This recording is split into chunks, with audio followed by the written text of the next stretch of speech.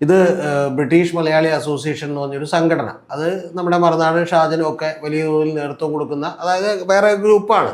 ആ ഗ്രൂപ്പായിട്ടുള്ള ആളുകൾ നേതൃത്വം കൊടുക്കുന്ന ഒരു പരിപാടിയാണ്. അവരൊരു 1000-2000 പേരുടെ ഹാളിൽ വെച്ചിട്ട് എല്ലാ കൊല്ലവും ബ്രിട്ടീഷ് മലയാളി അവാർഡ് നൈറ്റൊക്കെ നടത്താറുണ്ട്. അവാർഡ് ആർക്കാണ് കൊടുക്കുന്നതെന്ന് നമുക്കറിയില്ല, അതൊക്കെ സെക്കൻഡറി ആയിട്ടുള്ളൊരു കാര്യമാണ്.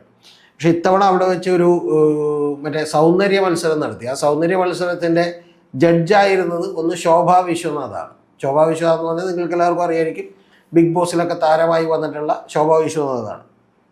പിന്നെ രണ്ടാമത്തേത് വെറും പിള്ളേരുകളെയായിരുന്നു ശോഭയൊക്കെ ബിഗ് ബോസിൽ എന്നുള്ളത് വേറൊരു കാര്യം കേട്ടോ. അത് ഒരു ടൈം മെച്യൂരിറ്റി ഇല്ലാത്ത ഒരാളായിട്ടാണ് നമുക്കൊക്കെ തോന്നിയത്. അതിനു മുമ്പ് അവരെക്കുറിച്ച് നമ്മൾ വിചാരിച്ചിരുന്നത് മറ്റൊരു രീതിയിലാണ്. അതവിടെ നിൽക്കട്ടെ.